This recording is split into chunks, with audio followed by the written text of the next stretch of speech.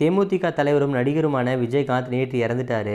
இந்த நிலையில பல திரையுலக பிரபலங்களும் அரசியல் பிரமுகர்களும் அவருக்கு இரங்கலை தெரிவிச்சிட்டு வந்தாங்க. இந்த நிலையில சில திரையுலக பிரபலங்கள் நாங்கள் வெளிநாட்டில் ஷூட்டிங்கில் இருக்கிறதுனால வர முடியல அப்படின்றது போல சூர்யா, கார்த்தி இந்த மாதிரியான சில நடிகர்கள் ட்விட்டரில் இரங்கலை தெரிவிச்சிருந்தாங்க.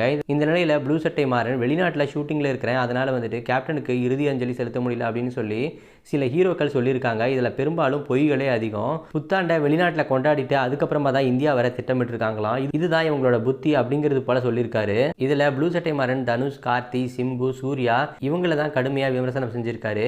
அதுவும் குறிப்பாக விஜய்க்கு செந்தூரபாண்டி படத்தை போல உங்களுக்கு பெரியண்ணா படத்தில் நடித்து தந்தவர் தான் கேப்டன். நீங்கள் வெளிநாட்டில் இருக்கிறதுனால இங்கே வர முடியல அப்படிங்கிறீங்க. அப்படியே இருந்துட்டு போட்டோம். ஆனால் மனிதநேயமிக்க மகத்தான கலைஞருக்கு இப்படி காரில் போய்கிட்டே அவசர அவசரமாக அஞ்சலி செலுத்துறது ஏன்?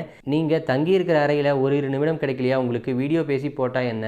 அல்லது காரில் ஏறுறதுக்கு முன்னாடியோ அல்லது பின்னாடியோ கூட பேசலாம் இல்லையா? எத்திக்ஸ் அப்படிங்கிற வார்த்தைக்கு உங்களுக்கு அர்த்தமே தெரியாதா? என்ஜாய் த நியூ இயர் அப்படிங்கிறது போல் காரில் பேசி இரங்கல் தெரிவித்த சூர்யாவை கடுமையாக விமர்சனம் செஞ்சுருக்காரு.